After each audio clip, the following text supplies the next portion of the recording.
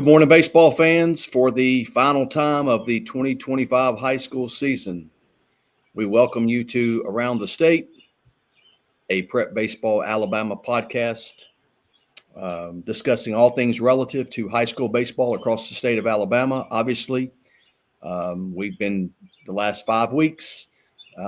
The state playoffs have taken center stage, and this week we'll wrap it up as the finals for the AHSAA classifications get started later this afternoon at 4 o'clock. 1A through 7A will be crowned during the week.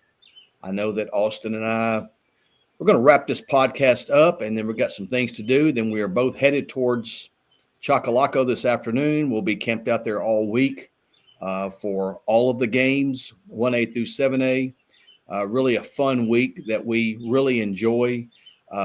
Getting to watch the best of the best. All year long, we've done top 10 polls and we've made predictions and all of that, but none of that really matters. What has been settled on the field is the only thing that matters. And obviously there's one more round to go before one team in each classification takes home the blue map.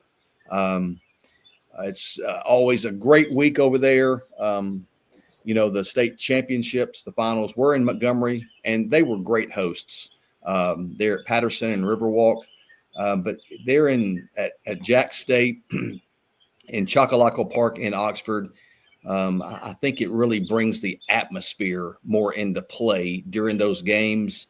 It'll be, last year I remember taking a video at Jack State, I think when Alexandria was playing, and it was just a madhouse. There wasn't a seat to be had throughout the stadium. And I'm sure it'll be more of the same this week, as we were out and about this past week and saw some raucous crowds. And I'm sure those crowds will continue this week. As we mentioned, we'll be crowning a state champion in all of the classifications, and we're pumped to get over there. Good morning, Austin. Everything well in your world? Good morning. Yeah, it's like you said, this is the week we look forward to. It's kind of a reward for going out and going across the state for the whole season, and just being able to watch for once every game that's going on in the state, because it feels like throughout the season we have FOMO for games that we can't be at. We're able to watch all games at Oxford and Jack State, and it feels like last week or 2 weeks ago was the Kickoff Classic and the South Alabama Showdown. The season's flown by, and like I said, this is one of our favorite weeks, and can't wait to get to Oxford. I think I'll throw it up. Right. Yeah, man. HT Gunnan, I met him this past week at Hartselle, and he came up and said, man, he's a big fan of ours, and man, we appreciate that. It was a pleasure meeting you, and if you're going to be in Oxford, Jacksonville this week, we'll see you again. But thanks for coming up and speaking. Yeah. So, like I said, we'll be at I'm not sure how the schedule will work specifically, but at almost every game, one of us will be at that game. So if you see us, feel free to come up and speak to us. We love getting to talk baseball with people, and this is a great week coming up, and we'll go ahead and get into Class 1A. Go ahead and jump right into it. Can I give a disclaimer real quick? Go ahead. Let me remind you that we could care less who wins. People don't hear that. Yeah, you're right. People don't hear it, But the thing about it is, Austin, I do want to pull this up before you get cranked up. Our records so far, and again, there is a little bit of an asterisk by our records this week, because I'm sure we will discuss this as we get into 7A.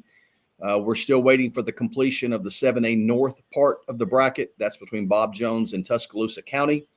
That game is scheduled, I believe, for this afternoon at 4:30. We hope they get that in due to weather. Obviously, Mother Nature can play tricks, and nothing you can do about it. But so we're all going to be one short. But so far through 4 rounds, I kept my 1-game lead. Austin comes in with a record of 149-44, and I come in with a record of 150-43. So we've both won 149 or 150, and we've lost less than 50. But we don't ever hear when we don't hear when we get it right. We only hear about when we don't get it right. But yeah, it's a 1-game lead going into this week. I have not seen the sheet that Austin made his picks, so we'll see how each of us made our picks. But again, we are looking forward to it, and let's go ahead and jump into 1A, Austin. I'll get us cranked up in 1A, which gets started on game 1 will be on Wednesday. And for those who aren't familiar with it, game 1 of all series is going to be played at Chocolaco Park. And then the game 2 and the, if necessary, game 3 will be at Jack State. So like I said, that Class 1A series between number 1 Hackleburg and number 6 Leroy. Hackleburg enters with a 31-7 record. Leroy is 28-11. This series gets started on Wednesday at 2 o'clock at Chocolaco Park and concludes on Thursday at 4 o'clock at Jack State. Looking at how both of these teams got here, we'll start with Hackleburg. The Panthers swept Shoals Christian in round 1. They took 2 of 3 over number 2 Appalachian in round 2. And then the last 2 rounds, they swept their opponent, beating South Lamar 6-1 and 1-0 in 5 innings 2 weeks ago. And then last week, they swept a really good Addison team, number 5 Addison team, by scores of 8-2 and 13-3 in 5 innings. Looking at that sweep over Addison last week, looking at game 1, the 8-2 win, Blaze Vickery, once again, a name who we've been calling consistently for the past 4 weeks. He got the ball game 1 and went 7 innings, got the complete game win, allowing just 4 hits, 1 earned run, and struck out 5 at the plate. He also added an RBI double. Jaquan Reeder was 2 for 4 with an RBI as well, and then Daughtry Gober was added a triple and an RBI, and that kind of paced the way offensively for Hackleburg in game 1. And then in game 2, Maddox Vickery got the ball, went 3 innings, gave up 4 hits, 1 earned run, no walks, and 3 strikeouts at the plate. He was 2 for 4 with an RBI. Ross Hudson had a triple and 3 RBIs. Jaquan Reeder once again was 2 for 4 with a triple and 3 RBIs. And then Cross Weeks was 3 for 4 with 2 RBIs for the Panthers. Looking at Leroy, number 6 Leroy. After their first round matchup, they've been pushed to 3 games in all of their past 3 series. They swept Sweetwater on the road in the first round, 10-1 and 8-5. They took 2 out of 3 against Billingsley, 5-4, 10-6, got beat 6-10, and then 4-1 in game 3. They took 2 out of 3 against Florala, 6-4, got beat 9-5, and then won 11-6. And then last week they took 2 out of 3 from Brantley. They won game 1 8-7, dropped game 2 4-2, and then won the game 3 by a score of 12-5. Looking at how they won those 2 games last week against Brantley in game 1, winning 8-7. Sawyer Sullivan went 3 innings and a start, and then he re-entered in the last 2 outs with the bases loaded, with Leroy having an 8-7 lead, and was able to get them out of that jam and wrap up that game 1 win. He also added a 2 for 4 effort with an RBI at the plate, and then Andrew Malden had 3 hits and drove in a run. Like I said, they dropped game 2 by a score of 4-2, and then won game 3 12-5. Those looking at some of those stars from game 3, Keegan Giles went 7 innings in a complete game effort. He gave up 10 hits, but allowed just 2 earned runs and struck out 8. Brady Keefe added a single and 3 RBIs, and then Gabe Posey with 2 for 4 with an RBI.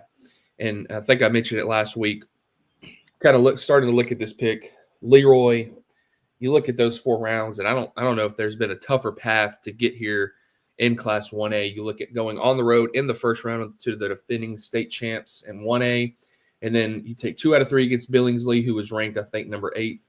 2 out of 3 against Florala, who was ranked number 4. Yeah, and then Brantley, who was ranked, I think, 9th, but probably should have been higher.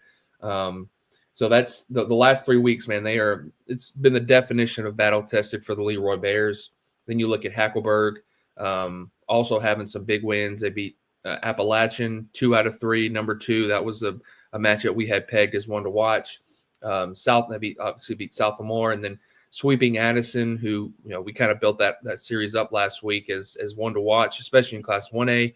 We thought Addison had a chance to get here. And kudos to Hackleburg for taking that series fairly easily. But in 1A, it seems like all year it's been Hackleburg being I think they started off maybe number 2, but they've been number 1 for feels like 90% of the season. They've rolled through the playoffs. I'm going to go with Hackleburg here to take 2 out of 3. Look, this is going to be a great series. Wouldn't be surprised if Leroy wins this series. They've beaten quality teams in the coming out of the South. They're not going to be surprised by the level of talent that they're going to face this week. But ultimately, I'm going to side with Hackleburg, a team that's been number 1 in Class 1A all year long, and the team that I'm going to pick to win the 1A state championship. Yeah, this is a sort of a tale of two teams, man. It's a team that Hackleburg, as you mentioned, has been there all year long, up at the top of our rankings, and they've just stayed consistent throughout the season. The Vickeries are leading the way on the mound and at the plate, along with Reeder. Jaquan Reeder's a name that we've had pegged the last couple of weeks as well. Ross Hudson has been producing with the bat also. But then you look over at the other side, the sixth ranked Bears of Leroy. You mentioned it. Possibly no one in the state has had more of a gauntlet than them. And I'm not talking about in 1A. I'm talking about throughout the state. Possibly no one has had to go through what they've gone through to get here. So it is well earned. You mentioned being pushed to 3 games the last 3 weeks. While that may not be good for the coaches, their well-being and the fans' well-being, it may come back to help them, moving into this series, being pushed to the limit on 3 consecutive weeks. This is obviously, let me just preface, we very well could go 0-7 for all of these picks that we're making, because all of these series are going to be toss-ups, because all of these teams have deserved the right to play for the blue map. But I'm like you, I'm going to go with that consistency that Hackleburg has showed all year long. I just like them. They've had a pretty dominant run through the playoffs. Again, they're facing a team, Leroy, that comes in absolutely expects to win. Battle tested, will not see anything they haven't already seen. But slightly, I'm going to be like you, Austin. I'm going to go with Hackleburg here by the slightest of margins in 1A.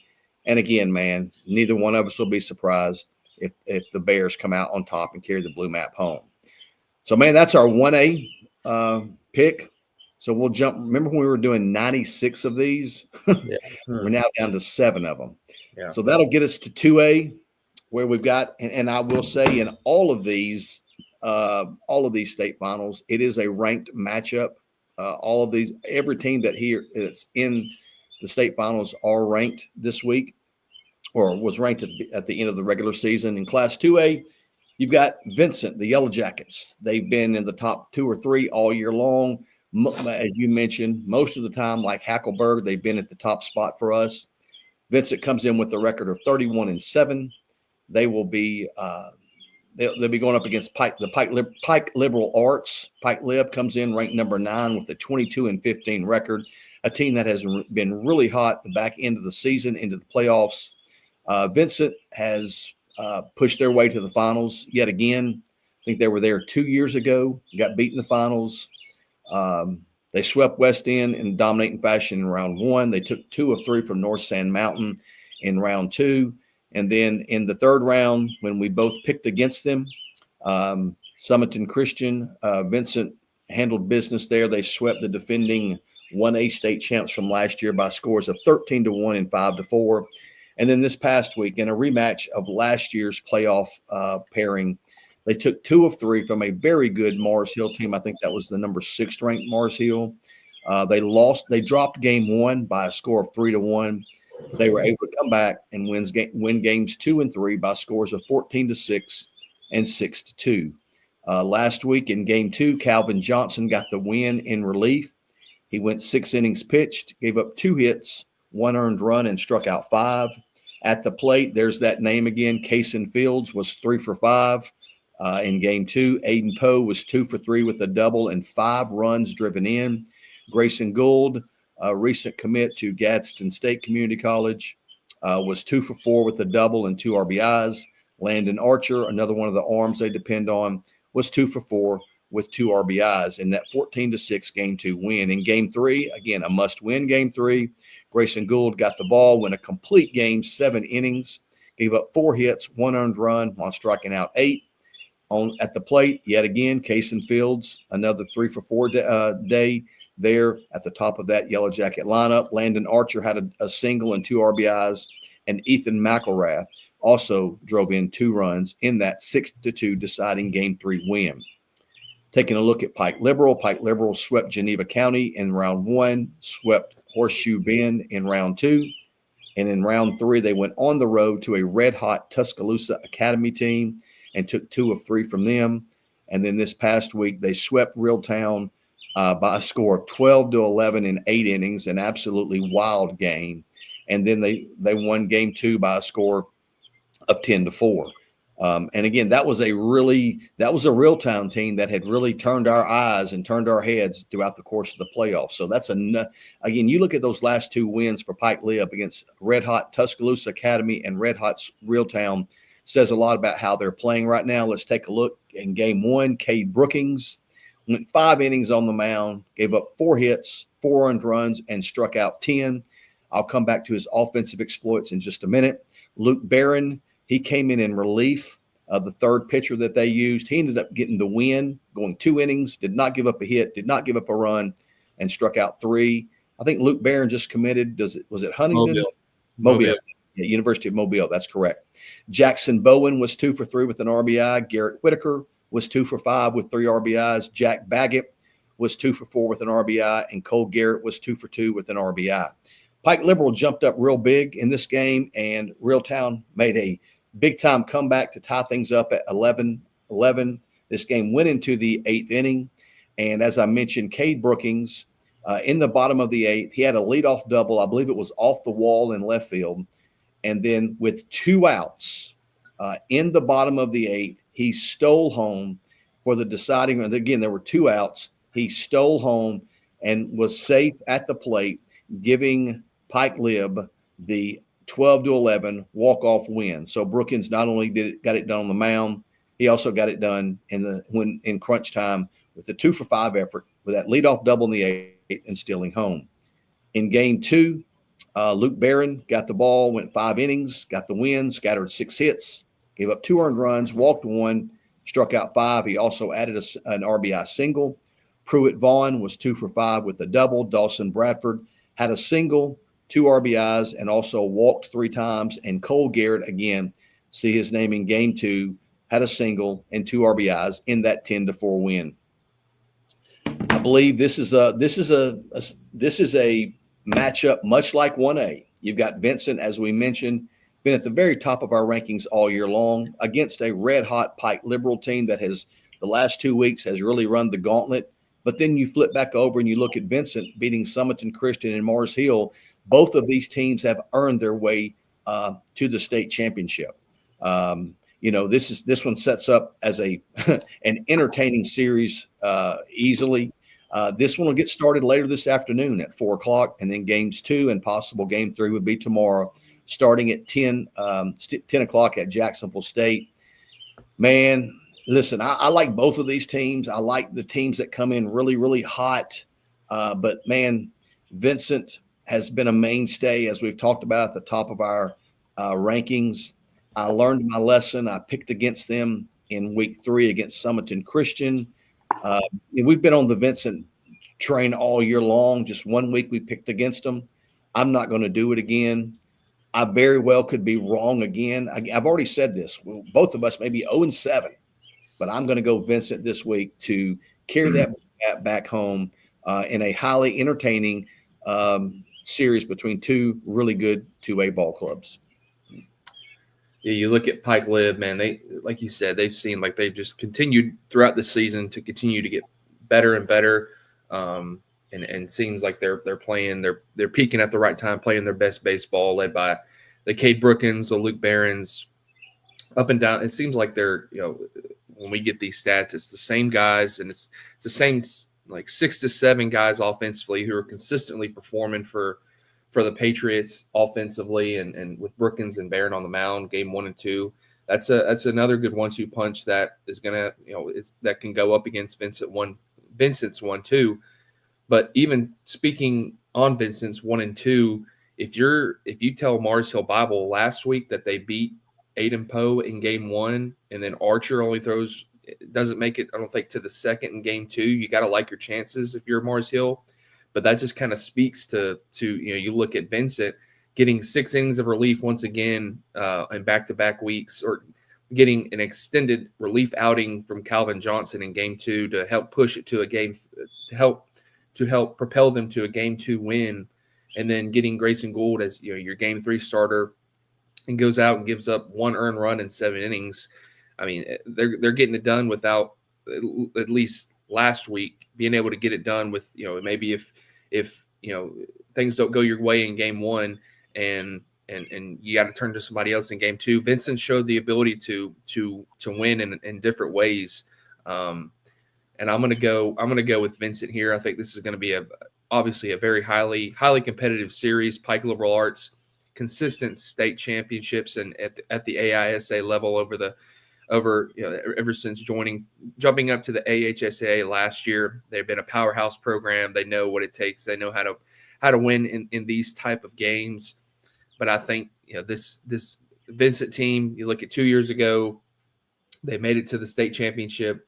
They got beat by Ayrton last year. They got put out by Mars Hill Bible in the Final Four, and then this year they avenged last year's loss, defeating Mars Hill Bible last week. I think Vincent ultimately gets it done. I think third time's a charm. I like Vincent to advance or to win. There's no more advancing. This is our last episode.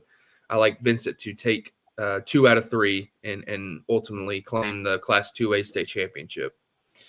We move to Class 3A, where we have Gordo, number 8 Gordo versus number 2 Glenwood. Gordo coming out of the north, Glenwood coming out of the south. Gordo enters with a 26-15 record. Glenwood is 30-5. This series gets started tomorrow on Tuesday at 2:00 at Chocolaco Park, and then concludes on Wednesday at 4:00 at JSU. Looking at how both these teams got here, we'll start with Gordo. Gordo swept Piedmont in the first round. In the last 2 series, they've been pushed to game 3 and have shown the ability to win in game 3 with their pressure against them, backs against the wall. In the second round, they took 2 out of 3 against Collinsville, 2 out of 3 in the next round against Whitesburg Christian, and then last week they took 2 out of 3 against Winfield. And who is who are we talking about that did that in 1A? Leroy. Like Leroy, there may not be a tougher path to get here in 3A. You look at Piedmont, a storied 3A program in the state of Alabama. Collinsville, Whitesburg Christian, and Winfield were all ranked, with Winfield having already beat Gordo in area, and that being a huge rivalry series, and falling behind the 8 ball in game 1, getting beat 7-2, and turning around and winning game 2 5-4 in 10 innings, and then game 3 5-3. Let's look at those two wins for Gordo. In that game 2 5-4 10-inning win, JP Driver went 5 1/3 innings, gave up 3 hits, no earned runs, and 3 strikeouts. I think that's another quality outing after the outing that you saw against Whitesburg Christian 2 weeks ago. At the plate, he also went 2 for 5 with an RBI. Ford Hewitt came in behind him. I thought that was an error, but 5 1/3 innings and 4 2/3 innings, but goes 10 innings. Ford Hewitt came in behind JP Driver. Like I said, went 4 2/3, got the win ultimately, giving up 3 hits, 2 earned runs, and then at the plate he was 2 for 5 with a double, a home run, and 2 RBIs. Curtis Brook was 2 for 5, and then in the bottom of the 10th with the score tied at 4-4, Colin Pate had the 1-out single, 1-out RBI single to walk it off for the Green Wave and force that game 3, where they would win. By the way, Curtis Brook is an 8th grader hitting in the 2-hole for them, playing third base. So that's pretty impressive. And then they turned around in game 3 and won 5-3. Colin Pate, the hero from game 2, got the ball, went 7 innings in a complete game effort, giving up 5 hits, no earned runs, just 2 walks and struck out 3. He also added a single. Curtis Brook, once again, the 8th grader, was 2 for 4 with a pair of RBIs, and then Noah McDaniel had a double and an RBI for Gordo. Shifting focus to Glenwood. They swept their first 3 opponents in their AHSAA state playoff debut. They swept Hale County, Thomasville, and St. James. And then last week in the matchup that we've been waiting for a long time, certainly lived up to the billing, at least in the first 2 games. They took 2 out of 3 over number 1 Prattville Christian Academy in a battle of number 2 versus number 1. Glenwood ultimately prevailed. They won game 1 8-4, dropped game 2 4-3, and then won game 3 by a score of 11-1. I think it was in 5 or 6 innings. Really flexing the offense, their muscles offensively, and it all really starts with Mason McCrane. We'll get into his week here in just a minute. I'm excited for you to see him this week. It's impressive.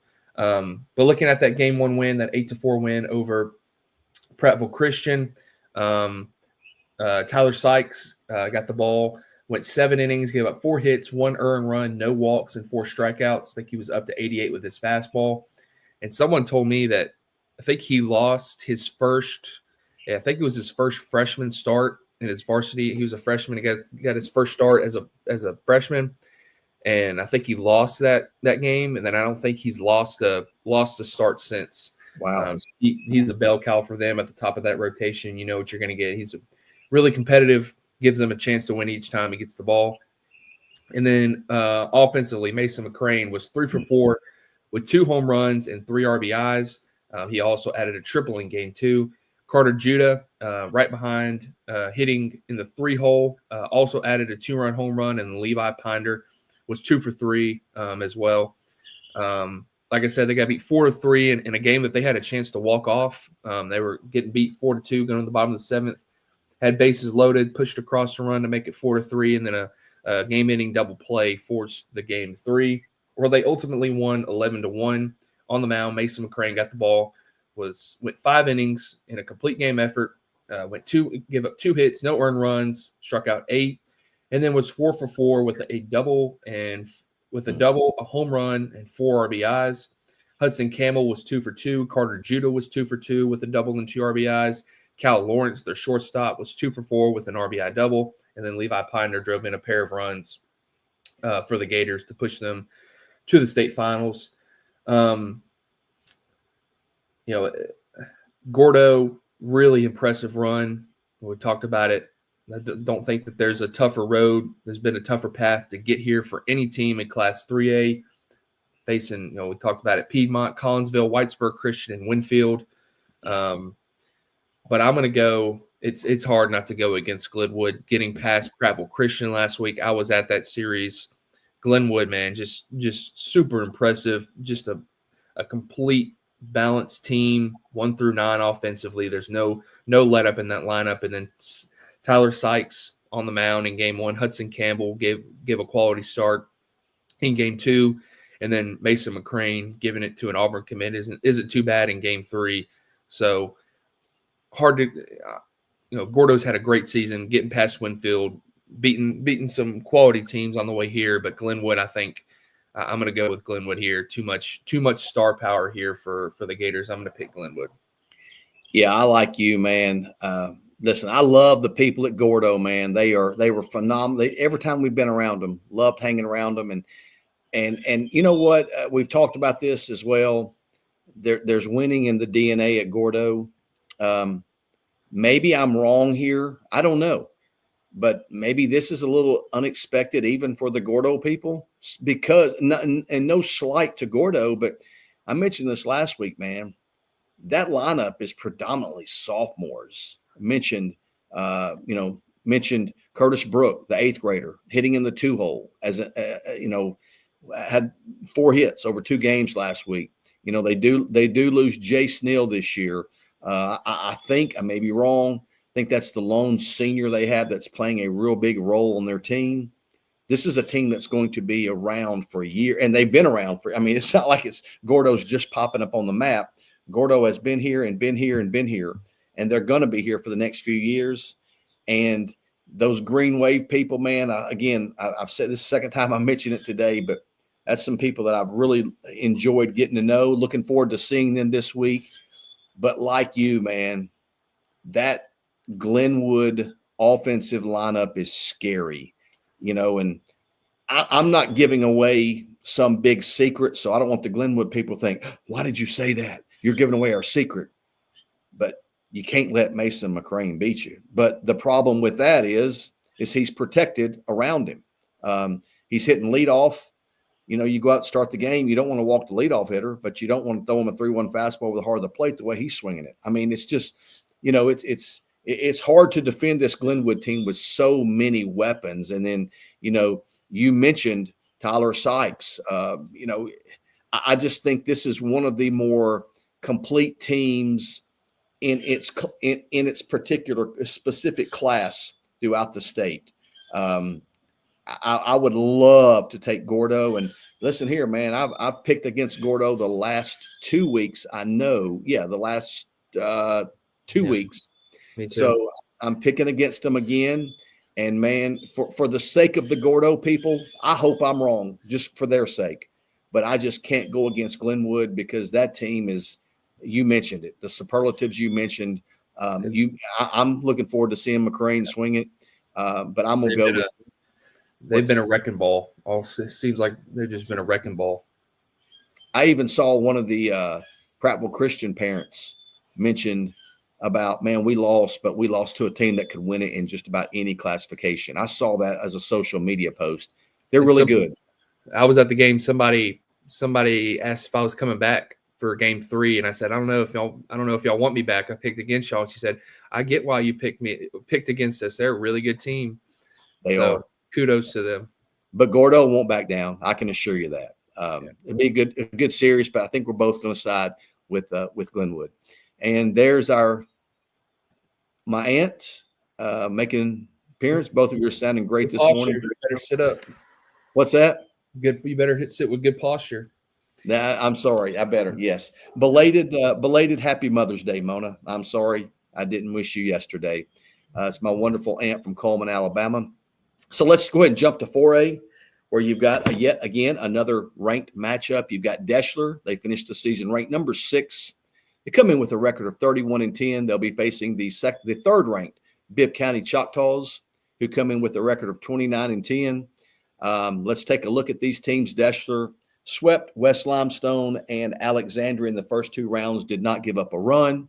In a series that we highlighted in round 3, they took 2 of 3 from a very good Haleyville team. They dropped game 1 6-3, won game 2 4-3 in 8 innings, and then was able to win that deciding game 3 by a score of 6-3. And then this past week, 2 games that I was able to be at. Deschler at number 2 Etowah.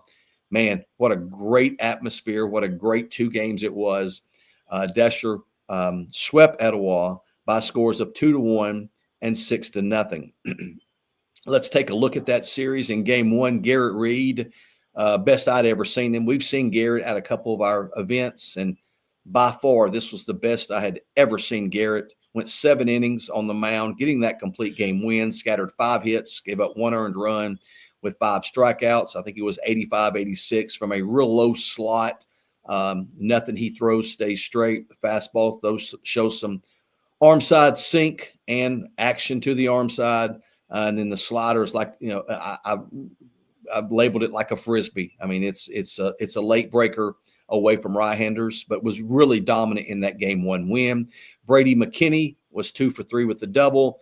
Jay Murner had a game-tying home run the top of the 5th. Etowah was up 1-0. Murner had a big swing and Oppo bomb to tie it up at 1-1. And Camden Fuller also had a double. Deschler was able to push across an unearned run in the 7th for that final 2-1 margin. And then in game 2, man, one of the gutsier performances that I've seen this year. Jacob Alexander caught 7 innings in game 1. He gets the ball in game 2 and simply proceeds to throw a complete game shutout. I think he's done that every week, hasn't he?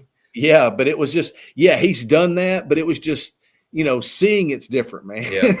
I mean, it was just, caught 7 innings, goes to the mound and just shoves.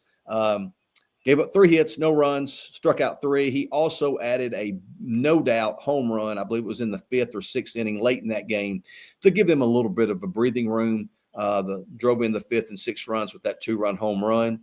Camden Fuller also added a home run and an RBI. And then Brady McKinney was back on it after game 1 with another double and an RBI. So that's Deschler from this past week. Look at Bibb County. Bibb County, they swept Pleasant Grove in round 1. They swept a really good Opp team in round 2. And then in the round 3, they took 2 or 3 from Tallahassee, and that was one of the series that we highlighted. Bibb County dropped game 1, was able to come back and win 2 really tight games 2 and 3. And then this past week, man, maybe as impressive as anybody across the state, it was a matchup that we build 3 versus number 1. They went on the road to number 1 Oak Grove and won by scores of 3-2 and 2-1. In game 1, McCain McMillan went 6 innings. He got the win. He scattered 7 hits, gave up 1 earned run while striking out 6. Ethan McMillan came in and got the save in the 7th of that 3-2 win. And it was they pushed across. We'll talk about in a minute how they pushed across that 3rd run. Ethan McMillan, as I said, got the save over 1 inning of work. No hits, no runs, no walks. He also added an RBI single. Jordan Leverett was 2 for 3 with an RBI. Again, they only scored 3 runs, so there's 2 of their RBIs. And then Landon Schultz, or Shouts, I'm not sure how you pronounce it. I apologize, Landon. He was 2 for 4, but the biggie was a go-ahead single in the top of the 7th with 2 outs. And that pushed across that 3rd run to give them a 3-2 advantage. That's when they gave the ball to Ethan McMillan, and he promptly went out and dominated in his 1 innings pitched of game 1.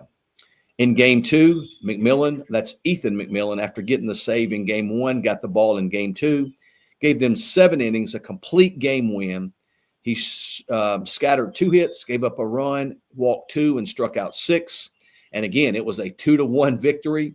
He added an RBI double, and Bodie Gideons, a guy that I think he hits in the 3 hole for them. I may be wrong. He's got to be batting over like 700 or 800 in the playoffs. I'm telling you, that's where I was headed, man. It's just nonstop, week in and week out for Bodie Gideons. He was 3 for 3 with an RBI in that 2-1 win. And listen, let's make no secret about it. We know that coaches are out on the and let me go back. This series will get started tomorrow at 11 o'clock at Chocolaco Park with games 2 and 3 on Wednesday at 10 o'clock at Jack State. I failed to mention that. Listen, let's make there's no secret about it. Coaches do get out and scout when their series are over. And I was talking to the Bibb County coaches there on games 1. I think it was Thursday. I believe it was. Might have been Wednesday. I can't remember when it was. The days run together. But I was talking to the Bibb County coaches, and number one of their assistant coaches said, "Man, Bodie Gideons is putting together a fantastic year for us, and that has just continued in the playoffs." And I was also talking to the Bibb County coaches, and I said, "You know what?" And this was at the end of the game. I said, "Y'all and Deschler are so similar." And I don't know if you remember this, but last week we mentioned that Deschler and Etowah would be 2 low-scoring games, and it's just 2 blue-collar teams. Then we turned it over to Bibb County and Oak Grove last week, and we said the same thing, that it was 2 blue-collar teams, and it would be 2 low-scoring games. And believe it or not, that came to fruition. And I think Deschler and Bibb County are identical to each other. I really do. They're not giving up any runs. They're scoring just enough. They're getting just enough offense. And when I say that, you're not going to score. Normally, you're not going to score 11, 12, 13 runs when you're facing these quality arms deep in the playoffs, man. We both picked Etowah last week, man, and both of us were wrong. Deschler, that was impressive to watch what they did. I think they put some pressure on Etowah in game 2 early by scoring 3 runs in the first, and then Alexander, as I mentioned, just took over. You didn't see the shortstop? Garrett Reed, he threw. Price Thornton. No, Price Thornton. Yeah. Yeah, he didn't throw last week, but he stone proved that he was going to throw game 3 if it went to a game 3, but you didn't see Price Thornton. I mean, we've talked about those arms at Deschler all year long. You know, Camden Fuller swinging it well out of the leadoff spot. Then you flip it over to Bibb County. The McMillan guys have been very dominant on the mound. We talked about Gideon's. You haven't mentioned Braden Cash, Jordan Leverett. We mentioned him. Two identical teams, man. Hate to make a pick, but I'm going to go with my gut right now. I have no clue who's going to win this series. Let me just say that up front. I have no clue who's going to win it. But I'm going to go with the Choctaws of Bibb County. I'm going to go with barely. And again, I have no clue who's going to win it. I have to make a pick. This is one of those, if I was a betting man, I wouldn't bet money on this. But I have to make a pick, so give me Bibb County. Yeah, and even looking at Bibb County, you had guys like the Ryan Steele, Daniel Stringfellow have had good playoffs as well. But looking back to Dessler, the swings from Brady McKinney, those swings look really good. Seems like they're also both these teams are complete teams. You're gonna know what you're gonna get on the mound. They're gonna be able to score runs, and even with these two teams being so similar, that's just going to even enhance and even the little things are going to be even more magnified in games like these, where ground ball to first base, you don't cover first base, you get a lead off. That's how these games are separated. So who can do the little things right? Who can deliver when it counts in pressure situations. Limit freebies and big and timely hits. Yeah. And you look at the freebies, you think of walks, McCain, Ethan, both of those guys limited walks. And pitching is just going to be at the forefront of this series. You got to there's really no advantage on either side. You went with Bibb County. This will be one that I'll try to get back and try to get us back, get our records back to even. I'll go with Dessler. Beating Etowah on the road was pretty loud. They also beat Haleyville the round before, and Bibb County also going on the road, like you said, to #1 Oak Grove last week. That's as big of a statement as it gets. But I'll split this one with you to try to get a game back in our standings. I'll go with Dessler to take the Class 4A state championship. So I'll go Dessler, you go Bibb County. And you probably have no clue who's going to win either, right? You're just forced to make a pick. I'm just glad to be just a neutral fan, just to get to go watch it. Right. So we move to Class 5A, where we have another mega matchup between number 3 American Christian and number 4 St. Paul's Episcopal. American Christian enters with a 33-13 record. St. Paul's is 27-10-1. The series gets started on Thursday at 11 at Chocolaco Park. And then game 2 and 3 will be Friday at 10 a.m. at JSU. I think this is the second to last series that gets started this week. Looking at how both these teams got here, starting with American Christian, they swept Corner in round 1. They took 2 out of 3 against Russellville in the second round. They swept Scottsboro last week by scores 2 weeks ago by scores of 9-2 and 9-0. And then last week, in a huge matchup between number 2 Madison Academy and number 3 American Christian was able to win both of those games by a score of 2-1. Looking at American Christian in those 2-1 games, in game 1, Jalen Crocker went 7 innings, earning the complete game win. He allowed just 4 hits, 1 run, no walks, and 4 strikeouts. At the plate, Evan Lightsey was 2 for 3 with a double. And then Hunter Elmore was 2 for 2 with 2 RBIs. And obviously those 2 runs paid dividends with that 2-1 win being the only runs pushed across for the Patriots. Proved to be the difference. So 2 big swings there for a freshman who's going to be a name to follow for the next 3+ years.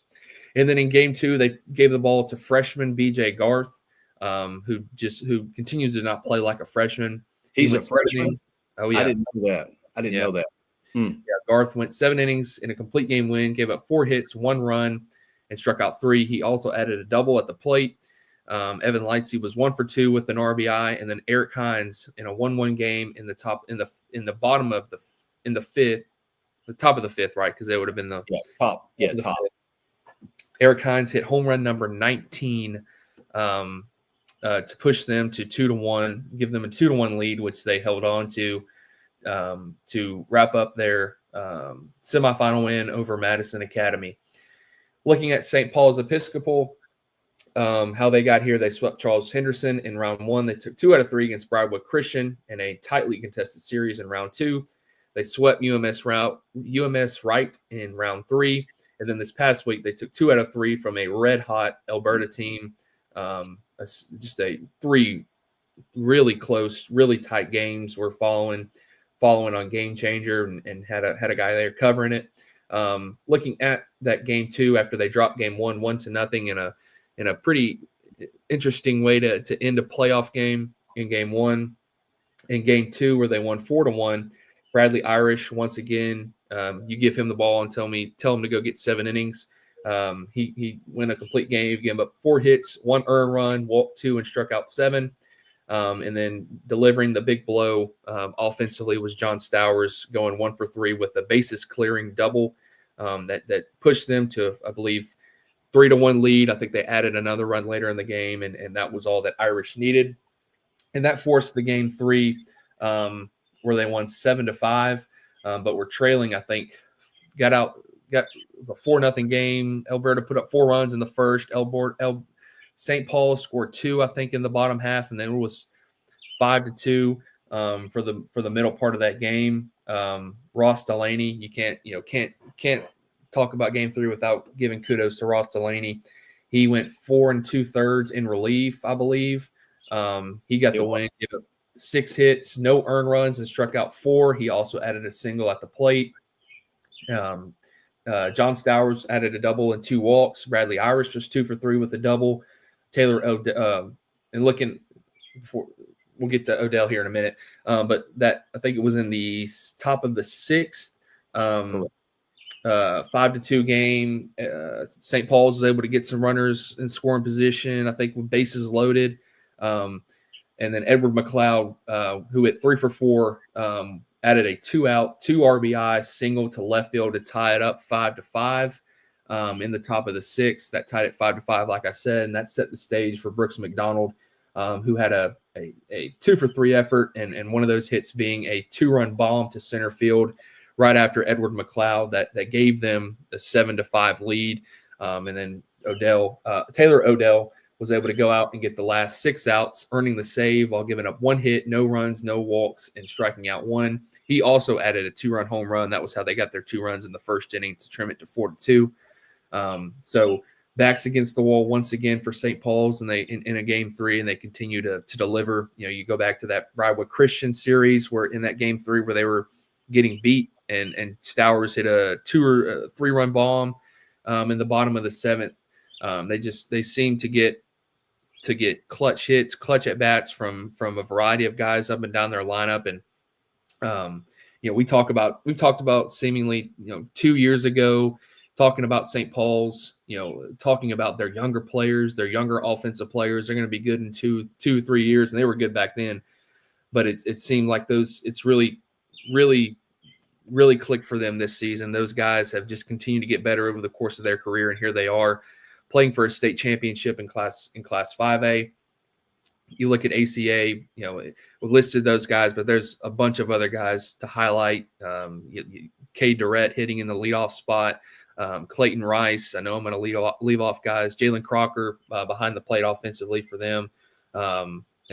Just two really good offenses that don't make it here without their pitching last week. You look at ACA, who we've talked about as one of the top offenses, not only in 5A but in the state. They win a pair of 2-1 games, 2 low-scoring games to get here. And then you look at St. Paul's Episcopal, that obviously Irish in game 2. I think Hudson Farnell threw the ball well in game 1, and then Ross Delaney and Taylor Odell getting them to the finish line in game 3.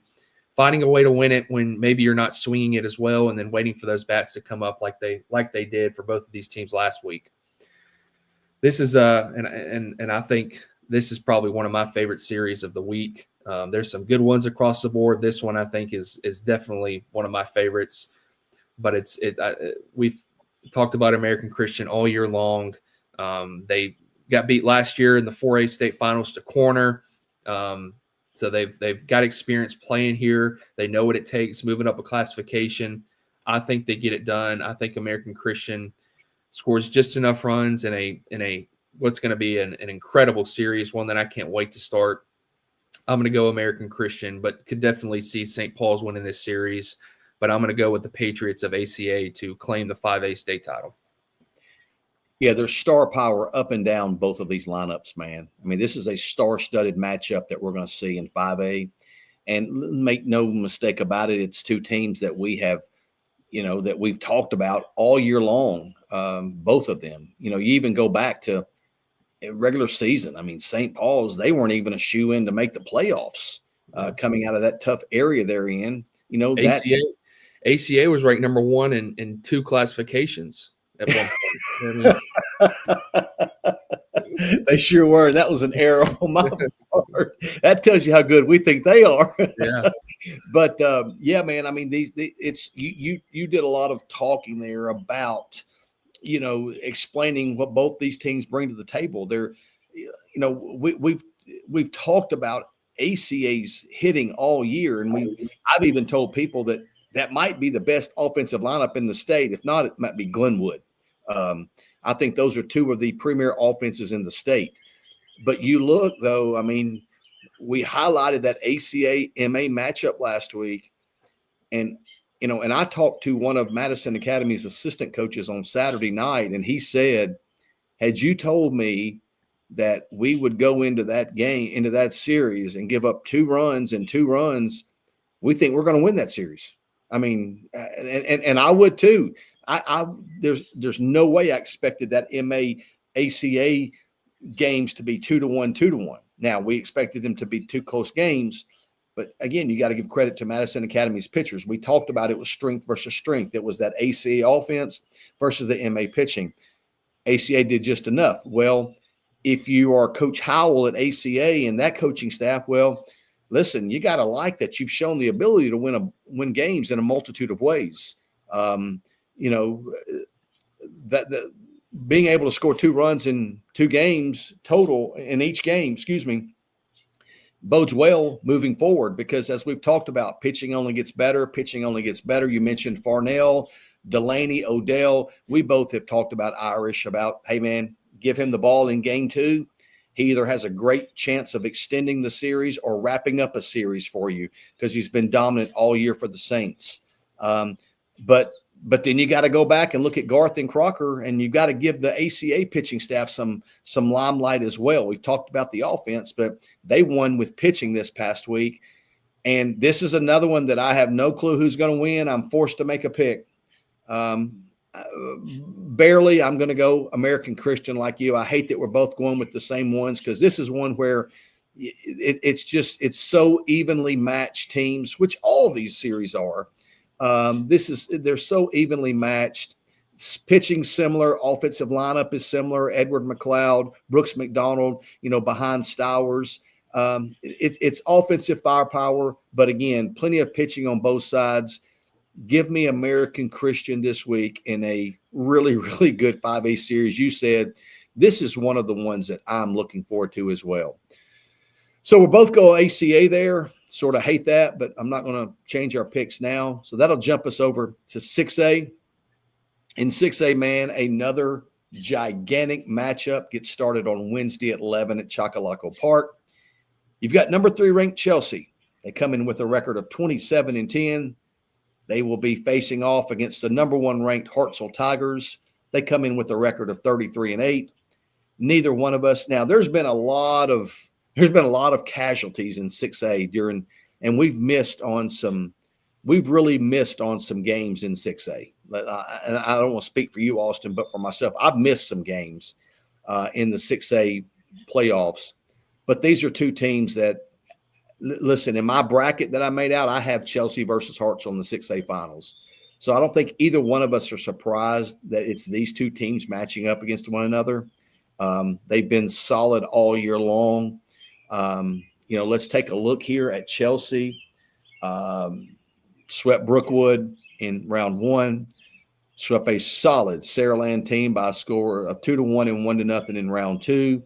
Last week or 2 weeks ago, they took 2 or 3 from Calera. They lost game one 5-4, won game two 16-0, and then won that deciding game three 6-4. I will say this now after the fact. Chelsea was in complete control of that game one against Calera. It just got away late from them, but they were able to obviously come back and win 2 of 3. And then this past week, man, you talk about red hot teams, and we talked about this last week. This was a pick that we were not comfortable making last week. We both took Chelsea, but we weren't real.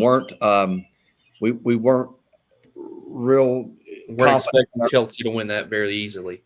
Yeah, that's correct. Yes, I mean we were. Listen, Stanhope Elmore had been on a run in the playoffs, and Chelsea was able to win that series. Swept Stanhope Elmore by a score of 3-2 and 8-1. In game one, Paxton Stallings, he got the win in relief. He threw the final 4 innings of that game, allowing only 1 hit. Did not give up a run. Walked 1 and struck out 5 at the plate. Aiden Hughes. He started the game, went 3 innings, gave up 3 hits, no earned runs, and 3 strikeouts. He also collected 2 hits in game one. Cade Mims was 2 for 3 with an RBI, and Luke Neal was also 2 for 3 in that 3-2 win in game one. In game two, man, we talked about it previously about giving the ball to a guy like Bradley Irish in game two for St. Paul's. Well, what about giving the ball to a guy like Jackson Price in game two for Chelsea?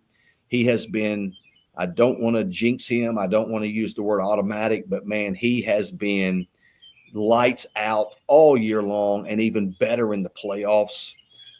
Complete game win in game two, went all 7, scattered 4 hits, no earned runs, walked 2 and struck out 7 in that 8-1 win. Again, Cade Mims collected 2 more hits. One of them an RBI double. Chase Lackey at the top of that order. I apologize. Chase Lackey was 2 for 3. Aiden Craven is a guy that can really spray the ball to all fields, was 2 for 3 with 2 RBIs. And then Luke Neal, once again, after a 2-hit performance in game one, came back with another 2-hit performance in game two while driving in four of the 8 runs for Chelsea. Hartzell, on the other hand, the top-ranked Tigers swept Southside in round one. They took 2 of 3 from, I believe, number 6 Homewood. I think it was 2 one-run games in round two. Last week they beat a red-hot Pell City team by a score of 6-1 and 2-0. And then, much like we said with Chelsea and Stanhope, we took Chelsea. We weren't comfortable with that. We both took Hartzell to beat Gardendale. And we weren't real comfortable because Gardendale there was good mojo going with the Rockets. And they had just come off a sweep where they did not allow Mountain Brook to score. That was an impressive feat in itself. And so I know the Hartzell coaches were a little on edge facing a red-hot Gardendale team, but the Tigers were able to sweep that series by a score of 7-5. And then they won game two in 5 innings by a score of 12-0. I was there on Thursday night. In game one, Jace Meadows went 5 2/3, getting the win for the Tigers. He scattered 4 hits with 3 earned runs, walked 1 and struck out 2. Ty Marsh had 2 hits, one of them a double in game one in that 7-5 win. Cruz Baker continues to hammer the baseball, was 2 for 4 with the home run and 2 RBIs. Keaton Lance, man, a guy that they have gotten a lot of production out of in the playoffs, was 2 for 3 with 2 doubles. Kane Falciani had a big hit early, drove in 2 runs. I think they were up 1-0. That extended an early lead to 3-0, if my memory is right there. Easton Nelms added a double. And then Cole Miles and Asher Dopel both added RBI singles in that 7-5 win. In game two, Hartzell really applied the pressure, and Hartzell dominated that game too, as I said, winning 12-0 in 5 innings. Connor Stiles went 4 innings, getting the win. He scattered 3 hits, no runs, walked 3 and struck out 6. Easton Nelms was 2 for 3 with an RBI double. Cole Miles collected 2 hits in 3 at-bats. Cruz Baker, another double with an RBI, and Kane Falciani, again, another 2 RBI single. And I think the big blow of the night was in the bottom of the first. Ty Marsh, he collected 2 hits, but one of those was a biggie that set the tone in game 2. It's a first inning grand slam as Hartselle jumped out to an early 4-0 lead. And he also had another hit later in the game to give him 6 RBIs in that game. So listen, that was a pretty impressive showing by Hartselle in game 2 against, Gardendale's ace that had really shoved against a lot of really good opponents. Listen, it got rolling for Hartselle, and they stayed on the gas throughout. Man, another one, before I say anything, this is another one I have no clue how it's going to end up. I think it's, I think it's consistently 2 of the best teams, the 2 best teams in 6A week in, week out this year. I mean, and that's nothing to slight the others. You've got other perennial powers in 6A that have been ranked high all year, but I think on a consistent basis all year long, these 2 teams have been at the top of that 6A pecking order, and it's fitting that these 2 are going to play for a state championship. You look at Chelsea, man. We've talked about it, the arms that they have. They've got guys they're not even throwing, that they haven't even been forced to use, that they can go to when needed. They're scoring enough, okay? And again, we've mentioned this several times. When you've got arms that are going to hold people to an inning, or to a run or 2, I've said this, you get good pitching, you get good defense. You're always going to be in games. If you pitch and play defense, you might be down 2-0 heading into the 6th. You still got a puncher's chance to win. If you don't pitch, and if you don't defend, you may be down 8-0, game's over. But Chelsea's going to be in every single game they play because of the arms they have. And they're producing just enough offense to win games, and that's all they need to do. Hartselle, on the other hand, has been an offensive juggernaut at times this season, but we mentioned it last week. The last couple of weeks, they've won with their pitching. And, I think this week when I saw Hartselle, they looked more complete than in any time I had seen them this year. They've developed some pitching depth. I don't think they have the pitching depth that Chelsea has. No slight to Hartselle, but I think offensively, they're going to. I think they've got 1 through 9. They've got more weapons in that order. I'm going to go Tigers, man. And again, I have no clue how this one's going to go. I'm forced to make a pick. I've got to make one. So give me the Tigers. This is both of these teams, me and Austin both of us have rode these teams and picked both of these teams every single week leading up to this. We've got to pick one. I'm going to go Tigers. I have no clue who's going to win it, but give me Hartselle. Man, every pick up to here, you've been saying Chelsea was your team you picked in your bracket. You're going to go against them here in the state finals. I know. I have picked Chelsea to win it all, man. Yeah. Tough pick to make. You went through it all. Chelsea, not many, if any, will rival the depth that they have on the mound. And you said the pitching's going to keep them in the game. And then they offensively, they can get guys on, and get clutch hits, be able to generate offense for their pitching. Then you look at Hartselle, a team who you said stands out offensively, but it's really been the pitching in the playoffs for the majority of the games. I mean, you look at running through all of their playoff games, they gave up 2 runs in 2 games in round 1. They gave up 5 runs in the second round in a 3-game series. They gave up 1 run 2 weeks ago to Pell City in 2 games. And then they gave up 5 runs last week in the series to Gardendale, and all 5 of those came in game 1. And all 5 of those 5 runs, 3 of them was one swing of the bat, the home run by Caden Combs. Yeah. So pitching has really, really stepped up to the forefront for Hartselle, but they can still bang the ball around the yard like they've shown. The Easton Elms, the Ty Marshes, the Cole Miles, all of those guys. Cruz Baker, I think, has 8 or 9 home runs this season. I didn't even mention one of my favorite players in the state, man. Oh yeah, Asher DePail. Yep. I love to watch him swing, man. It's the same at bat every time. Yeah. So, like you said, very difficult pick to make. I'm gonna go with Hartzell. Just you don't feel good about picking either side, and don't feel good both of us picking against Chelsea, but it just seems like Hartzell just had since the playoffs have started and throughout the back half of the season, Hartzell has just has been rolling throughout the season in the playoffs. Same could be said about Chelsea. You win that Area 7 in 6A, and just continue to roll throughout the playoffs. Both of these, it's been a crash course for both of these teams to meet here in this matchup at the 6A state championship. Like I said, you don't feel good picking either one of these teams, but I'm going to go with Hartzell, who's both these teams being ranked inside the top 3, but Hartzell being ranked for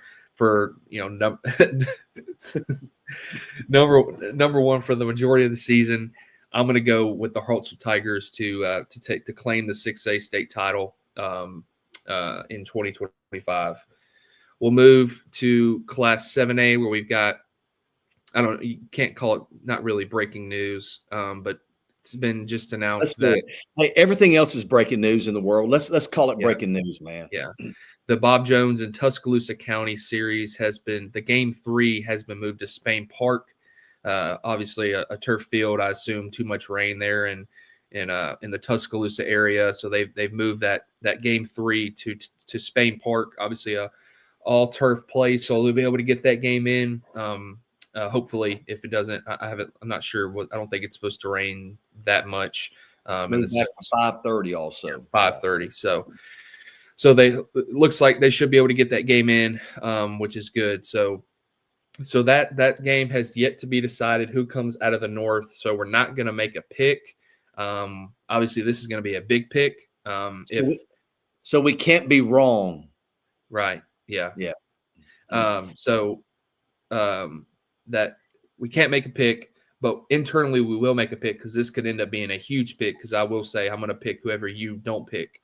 So this will be we split Deshler and Bibb County. I need Deshler to win, and then I need whoever you pick to lose, so I can come out on top with a 1-game lead. So, but we'll go ahead and highlight Enterprise, who already punched their ticket to the 7A state title, coming out of the South. Number 3 Enterprise, they have an impressive 34-1 record, just an incredible record, running the gauntlet in 7A. Looking at how they got here, they have not lost a playoff. They haven't lost their first 3 rounds. They swept Daphne, they swept Auburn, and they swept Fairhope.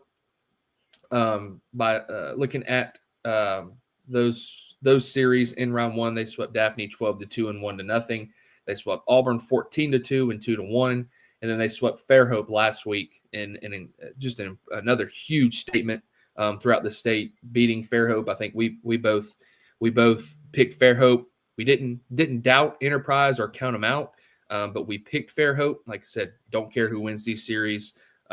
We just try to highlight and promote these players. But we both picked Fairhope. Kudos to Enterprise, huge series win, and they've run the gauntlet in the South, and they deserve to be here, obviously, with that 34-1 record. Looking at last week's series, beating Fairhope, they won game 1 4-2. Brady Kavanaugh got the ball. He went 5 2/3. He gave up 7 hits, but just 1 earned run. He walked 2 and struck out 4. At the plate, he also added 2 RBIs. Also offensively, Brady Richardson went 2 for 3.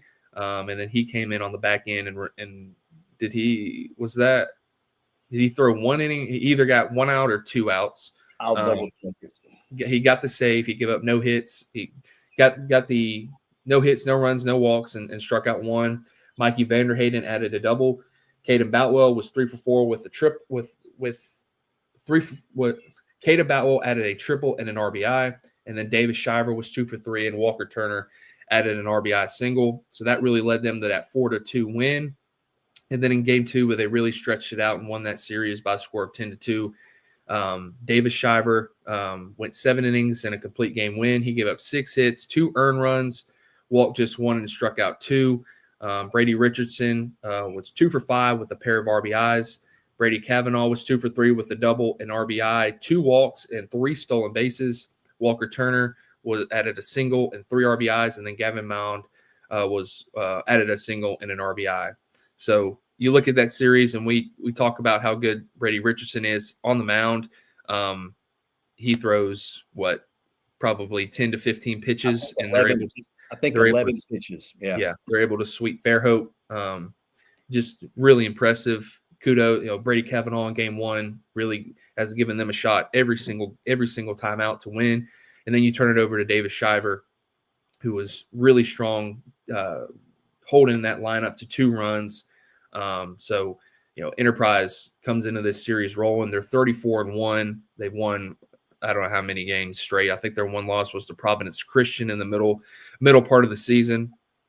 So that'll definitely be whoever they play, whether it's Bob Jones, Tuscaloosa County, going to be a obviously for the 7A series, going to be a huge series. So excited to see that one. So like I said, we're not going to make a pick here, obviously, because we don't know who's coming out of the north, whether it be Bob Jones and Tuscaloosa County. That game 3, like we said, will be today at 5:30 at Spain Park. Just announced they just moved it there. So we'll see who comes out of the north, and we'll internally make our pick. And if you really want to know, come up and ask us. So, yeah. So that'll do it. So just over an hour. Yep. And like you said, 96 feels like 3-4 weeks ago, talking about 96 series. We're down to 7. That was much easier. So, amen. And we can actually we don't have to feel so rushed, Yeah. But I'll say this, man. We have thoroughly enjoyed this high school season, and we've really enjoyed these playoff podcasts. Trying to bring some some publicity, trying to promote these programs, trying to promote these players. That's the only thing we do this for. We only do this picks because it's fun. We enjoy it. We don't care who wins. I will say this. I think I said it last week.